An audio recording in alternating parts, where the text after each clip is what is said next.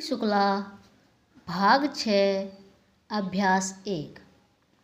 Yes अध्यक्ष महोदय, अभी जो प्रस्ताव हम लोगों के सामने इस सदन में रखा गया वह सचमुच में एक विचारणीय विषय है। आज हमारे देश की हालत किसी से छिपी नहीं। हर आदमी जानता है कि देश के कई भागों में वर्षा नहीं हुई।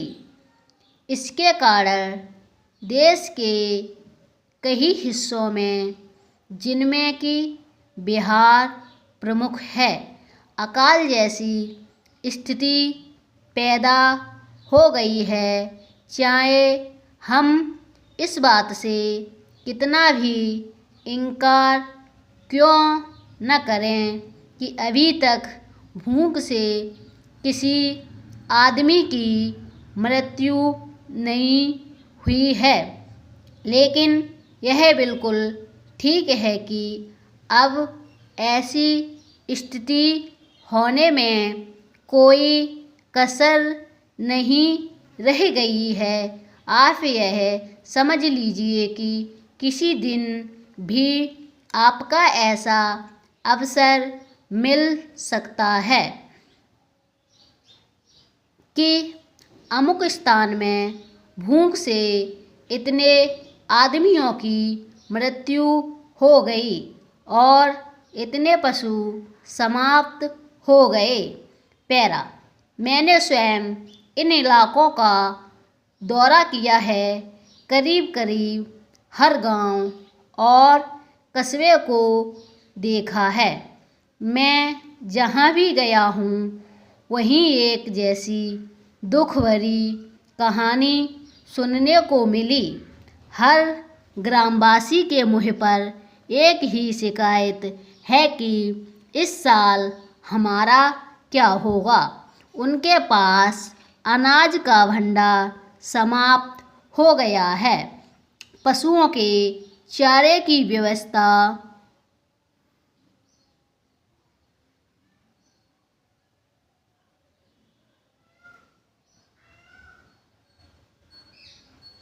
नहीं है और सरकार द्वारा कोई उचित प्रबंध अभी तक नहीं हुआ।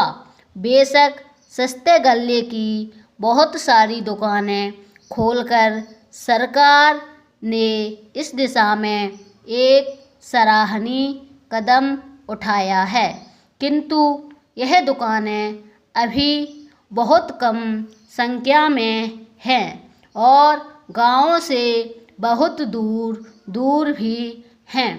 इन दुकानों की दूरी और भी इसलिए अखरती है क्योंकि आजकल पानी न होने से ग्रामवासी किसी और मेहनत मजदूरी की तलाश में लगे रहते हैं। ऐसे समय यदि उन्हें अनाज प्राप्त करने के लिए अपने गांव से मीलों दूर जाना पड़े और उनके आने जाने में ही पूरा दिन समाप्त हो जाए, तो फिर आप ही बताइए बेचारे क्या करें।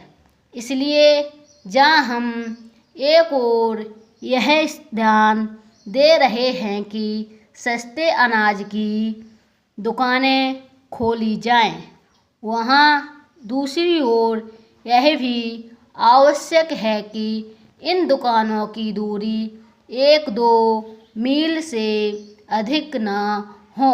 भले ही इसके लिए हमें कुछ अधिक दुकानें खोलनी पड़ें। यह एक बहुत ही आवश्यक बात है और हमें इसका ध्यान रखना चाहिए।